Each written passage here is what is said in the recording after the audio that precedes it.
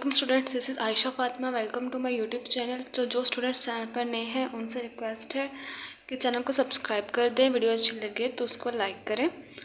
ठीक है स्टूडेंट्स, आज का हमारा जो टॉपिक है वो है components of a vector, chapter number 2, class 11th की न्यू बुक के अकॉर्डिंग। कंपोनेंट ऑफ वेक्टर क्या होते हैं? ऐसी चीज़ कंपोनेंट जिससे वेक्टर बनता है, हम लोग उसको कंपोनेंट ऑफ वेक्टर कहते हैं। अब देखें, हम यहाँ पे हमारे पास एक कंपोनेंट है, कंपोनेंट ए, और ये हमारे पास कंपोनेंट बी है। तो इन दोनों कंपोनेंट्स को जब हम लोग हेड टू टेल रूल से मिलाएंगे, आप लोगों ने 10th क्लास में हेड टू टेल रूल पढ़े, मैट्रिक में, sorry, in 9th class, not in 10th। तो अब हम लोग जब इन दोनों कंपोनेंट्स को मिलाएंगे एक वेक्टर बनाने के लिए, तो हम लोग इसको किस तरह मिलाएंगे कि जो पहले वेक्टर की जो हेड होगा वो दूसरे वेक्टर की टेल के साथ कोइंसाइड करेगा। तो पहले वेक्टर का जो हेड है दूसरे वेक्टर की टेल के साथ कोइंसाइड कर रहा है। तो हम लोग एक वेक्टर बनाने के लिए, यानी कि रिजल्टेंट वेक्टर बनाने के लिए, जो पहले वेक्टर की टेल होती है रिजल्टेंट, उसको रिजल्टेंट वेक्टर की टेल के साथ, और जो दूसरे वेक्टर का हेड होता है उसको रिजल्टेंट वेक्टर के हेड के साथ मिला देते हैं। तो हमारे पास एक रिजल्टेंट वेक्टर आ जाता है। ठीक है, कंपोनेंट ऑफ वेक्टर की हम लोग यहाँ पे डेफिनेशन देखें। The effective value of a vector in a given direction is called component of vector.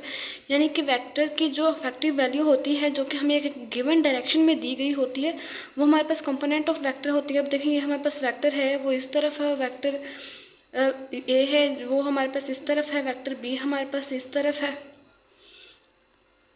ठीक है, यानी कि हमें एक गिवन डायरेक्शन दी गई है। तो जो कंपोनेंट होते हैं वेक्टर के, the effective value of vector in a given direction is called component of a vector. Next है हमारे पास, the vector may be consider as a resultant of its component along the specified direction. जब हम लोग उसके components को एक दूसरे हेड टू टेल रूल के साथ मिला देते हैं एक स्पेसिफिक डायरेक्शन के अलोंग, तो हमारे पास रिजल्टेंट वेक्टर बनकर आ जाता है। डिफाइन थी हमारे पास, वो थी कंपोनेंट ऑफ अ वेक्टर। आज का जो हमारा टॉपिक है वो है rectangular components of a vector. ठीक है, आज का हमारा जो मेन टॉपिक है वो है रेक्टेंगुलर कंपोनेंट्स ऑफ वेक्टर। उससे पहले कंपोनेंट्स ऑफ वेक्टर की डिफाइन को समझना और पढ़ना ज़रूरी था, तो हम लोगों ने पहले कंपोनेंट्स ऑफ वेक्टर की डिफाइन को देखा। आज का जो हमारा मेन टॉपिक है वो है कंपोनेंट्स ऑफ अ वेक्टर। ठीक है, rectangular components of a vector. ठीक है, rectangular components of a vector कैसे होते हैं? ऐसा vector, a vector can be resolve into mutually perpendicular components. हम लोग वेक्टर्स को उसके म्यूचुअली परपेंडिकुलर कंपोनेंट्स में रिजॉल्व कर देते हैं, कर सकते हैं। अब देखें, ये लॉन्ग और X axis the components, these components are called its rectangular components. Rectangular components, अब देखें, ये हमारे पास वेक्टर ए है और ये हमारे पास वेक्टर बी है। ठीक है, हम दोनों ने जब इन दोनों को मिलाया तो हमारे पास एक रिजल्टेंट वेक्टर आ गया। हेड टू टेल रूल के अकॉर्डिंग हम दोनों ने इसको मिलाया और ये हमारे पास एक रिजल्टेंट वेक्टर आ गया, जिसके यहाँ पर एंगल थीटा बन रहा है और यहाँ पे 90 डिग्री का एंगल बन रहा है। तो इसीलिए हमारे पास ये एक रेक्टेंगुलर कंपोनेंट है वेक्टर का। तो हम लोगों ने पहले कंपोनेंट्स ऑफ वेक्टर की डिफाइन पढ़ी, फिर हम लोगों ने रेक्टेंगुलर कंपोनेंट्स ऑफ वेक्टर को पढ़ा, जो कि हम rectangular component of a vector हमारा आज का मेन टॉपिक है। अब हम लोग रेजोल्यूशन ऑफ अ वेक्टर पढ़ेंगे into its component. Rectangular components में हम लोग दो चीज़ें पढ़ेंगे, resolution of a vector into its component, vector को उसके कंपोनेंट्स में रिजोल्व करना। ठीक है, और फिर जो कंपोनेंट से वेक्टर बनाना, ये दो चीज़ें जो हैं वो आज का हमारे टॉपिक में डिस्कस होंगी। देखें, रेजोल्यूशन ऑफ वेक्टर। अब देखें, ये हमारे पास एक वेक्टर ए है, यानी कि ओपी, इसको हम लोगों ने ओपी का नाम दे दिया। जब हम लोग इसकी प्रोजेक्शन बनाएंगे एक्स एक्सिस के अलोंग, तो ये हमारे पास ए एक्स वैक्टर बनाएगा। यहाँ पर हम लोग एम लिख देते हैं। फिर जब हम लोग, ये वेक्टर ए है, जब इसकी प्रोजेक्शन बनेगी वाई एक्सिस के अलोंग, जब इसकी प्रोजेक्शन वाई एक्सिस के अलोंग बनी, तो ये हमारे पास वेक्टर ए वाई आ गया। यहाँ पर हम लोग एन लिख देंगे, सॉरी एन लिख देंगे। इस पॉइंट को हम लोग एन का नाम दे देते हैं, इस पॉइंट को हम लोग एम का नाम दे देते हैं। तो हम लोगों ने जब इसको लिखा कि लेट वेक्टर ए भी represented by line O P, vector A जो है हम लोग ओ पी की लाइन के साथ रिप्रेजेंट करते हैं, जो कि यहाँ पे एंगल थीटा बना रहा है, making an angle theta with x axis के साथ वो एंगल थीटा बना रहा है। O M P is the projection of vector A on x axis, और ये हमारे पास जो ओ एम है वो हमारे पास वेक्टर ए की प्रोजेक्शन है एक्स एक्सिस पे, और यहाँ ये हमारे पास ओ एन है वो हमारे पास वेक्टर ए की प्रोजेक्शन है वाई एक्सिस पे, and it is represented by A x. हमारे पास जो वेक्टर ए है उसकी जो एक्स एक्सिस पर प्रोजेक्शन बन रही है विद लाइन ओ एम वो हमारे पास ए एक्स होगी, और जो हमारे पास वेक्टर ए की प्रोजेक्शन वाई एक्सिस के अलॉन्ग बन रही है वो हमारे पास ए वाई होगी, ठीक है। And the projection in of vector A on y axis is represented by A y. देखिए जो हमारे पास मेन वेक्टर है वो ए है, और उसको हम लोगों ने ओ पी लाइन से रिप्रेजेंट किया है, तो इसीलिए ये ओ पी भी हमारे पास एक वेक्टर है। तो वेक्टर ओ पी उसके कंपोनेंट्स के इक्वल होंगे। कंपोनेंट्स क्या है हमारे पास, ओ एम जो कि एक्स एक्सिस के लॉन्ग कंपोनेंट है, और ओ एम पी जो कि वाई एक्सिस के लॉन्ग कंपोनेंट है, ठीक है। तो अब हम ओ एम और ओ पी को जब प्लस करेंगे तभी तो हमारे पास ओ पी बनेगा। O M and M P को प्लस करने की वजह से हमारे पास ओ पी बनेगा। अब देखें, लेकिन ये जो एम पी है वो हमारे पास ओ एन के इक्वल है, इसलिए हम लोग एम पी की जगह ओ एन भी लिख सकते हैं। एम पी हमारे पास ओ एन के इक्वल है तो ओ एन आ गया। अब देखिए हमारे पास ओ पी की जो लाइन है वो वेक्टर ए की है, तो इसलिए यहाँ पर हम वेक्टर ए लिखेंगे। ओ एम हमारे पास वाई एक्सिस जो है वो वेक्टर ए की वाई एक्सिस के ऊपर जो प्रोजेक्शन बनती है जिसको हम लोग ए एक्स से रिप्रेजेंट करते हैं उसको शो कर रहे हैं, तो यहाँ पर हम ए एक्स लिख देंगे। और ओ एन जो है हमारे पास वो वेक्टर ए की प्रोजेक्शन को वाई एक्सिस पर रिप्रेजेंट करता है, और उसको ए वाई से रिप्रेजेंट करते हैं हम लोग, इसलिए ए वाई लिख देंगे। तो हमारे पास ए एक्स और ए वाई जो होंगे वो वेक्टर ए के कंपोनेंट होंगे, ठीक है। Since these are right angle to each other, ये एक दूसरे के राइट एंगल होंगे, so these are called rectangular component, तो हम लोग इसको रेक्टेंगुलर कंपोनेंट्स कह सकते हैं। जो था हमारे पास था resolution of a vector into its component.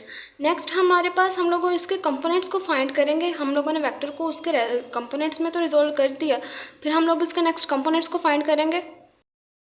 जब हम लोग उसके एक्स कंपोनेंट को फाइंड आउट करना है, जब हम लोगों ने एक्स वेक्टर ए है उसके एक्स कंपोनेंट को फाइंड करना है राइट एंगल ट्राइंगल में, ये हमारे पास राइट एंगल ट्राइंगल है, हम लोगों ने उसके एक्स कंपोनेंट को फाइंड करना है। तो उसके एक्स कंपोनेंट को फाइंड करने के लिए अब देखें तो उसके एक्स कंपोनेंट को फाइंड करने के लिए हमारे पास इन right angle triangle M O M P में जो कोस थीटा है वो आपको पता है कि बेस ओवर हाइपोटेन्यूस में के इक्वल होता है। बेस हमारे पास क्या है, ओ एम है, हाइपो हमारे पास क्या है, ओ पी है। तो ओ एम को हम लोग ए एक्स से रिप्रेजेंट कर रहे हैं, इसलिए यहाँ पे ए एक्स लिख देंगे। ओ पी को हम लोग ए से रिप्रेजेंट करते हैं तो ए लिख देंगे। तो कोस थीटा हमारे पास जो होगा वो ए एक्स ओवर ए के इक्वल होगा, ठीक है। तो इसलिए ए एक्स जो है हमारे पास ए कोस थीटा के इक्वल आ गया। मेरी एक बात याद रखिएगा स्टूडेंट्स कि ये हमारे पास जो 90 डिग्री के एंगल के सामने जो चीज़ होती है वो हाइपोटेन्यूस होती है, थीटा के सामने जो चीज़ होती है वो परपेंडिकुलर होती है, जो चीज़ बच जाती है वो हमारे पास बेस होती है। दोबारा सुन लें, 90 डिग्री के सामने जो चीज़ होती है वो हाइपोटेन्यूस होती है, थीटा के सामने जो चीज़ होती है वो परपेंडिकुलर होती है, जो बाकी जो चीज़ बच जाती है वो हमारे पास बेस होती है। तो इसलिए हम लोगों ने जो वेक्टर ए का एक्स कंपोनेंट है उसको हम लोगों ने फाइंड आउट कर लिया। नेक्स्ट है हमारे पास vector Y component of vector A. तो हम लोगों ने जब वेक्टर ए के वाई कंपोनेंट को फाइंड करना है तो अब देखें इन राइट एंगल ट्राइंगल को हम लोग दोबारा देखेंगे।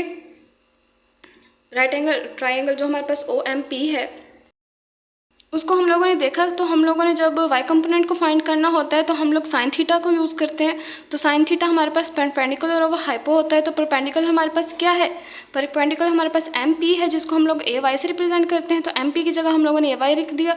और हाइपो हमारे पास ओ पी है जिसको हम लोग ए से रिप्रेजेंट कर रहे हैं, तो हाइपो ओ पी की जगह हम लोगों ने ए लिख दिया। तो sine theta is equal to A Y over A. तो हम लोगों ने वाई कंपोनेंट फाइंड करना है वेक्टर ए का, तो ए वाई हमारे पास ये साइन थीटा की इक्वल आया। तो ये चीज़ जो हमारे पास वेक्टर ए का वाई कंपोनेंट आ गया। पास determination of a vector from its rectangular component, पहले हम लोगों ने वेक्टर को उसके कंपोनेंट्स में रिजोल्व किया। अब हम लोगों को वेक्टर्स को फाइंड करेंगे उसके रेक्टेंगुलर कंपोनेंट्स, यानी कि कंपोनेंट्स को हमें दे दिए गए, हम लोगों ने वेक्टर फाइंड आउट करना है। अब देखें, वेक्टर को फाइंड आउट करने के लिए हमें मैग्नीट्यूड की भी ज़रूरत होती है, डायरेक्शन की भी ज़रूरत होती है।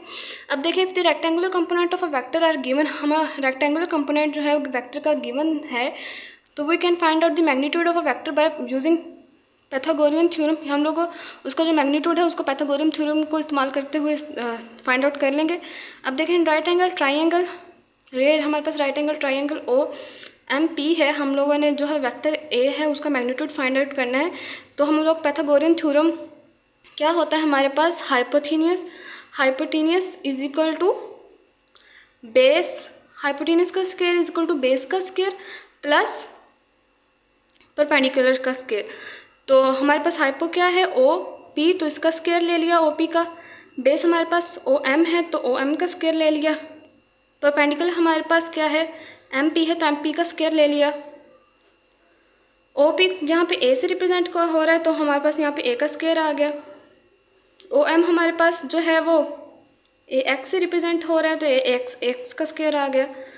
एम पी हमारे पास ए वाई से रिप्रेजेंट हो रहा है तो ए वाई का स्क्वायर आ गया। हम लोगों ने स्क्वायर रूट ले लिए बोथ साइड पे, तो ये ऐसे कट गया, तो A is equal to under root A X square plus A Y square. तो ये इक्वेशन जो है हमें वेक्टर ए का मैग्नीट्यूड बता रही है। नेक्स्ट हम लोगों ने फाइंड करनी है direction of a vector A. Vector A की जो डायरेक्शन है वो फाइंड आउट करनी है।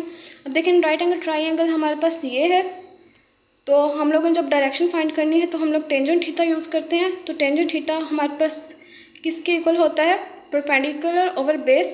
परपेंडिकुलर अब देखें हमारे पास ये एम पी है, बेस हमारे पास ओ एम है, तो M P over O M आ जाएगा। एम पी को हम लोग ए वाई से रिप्रेजेंट करते हैं, ओ एम को हम लोग ए एक्स से रिप्रेजेंट करते हैं। तो टेंजेंट इस तरह के इन्वर्स हो जाएगा, तो theta is equal to tangent inverse A Y over A x जो है हमारे पास वेक्टर की डायरेक्शन आ गई। This equation give the direction of vector A. Okay students, ये हमारा आज का लेक्चर था रेक्टेंगुलर कंपोनेंट ऑफ वेक्टर। उम्मीद है कि आपको समझ आ गई होगी। जो स्टूडेंट्स चैनल पर नए हैं प्लीज़ चैनल को सब्सक्राइब कर दें। अगर वीडियो अच्छी लगे तो लाइक करें।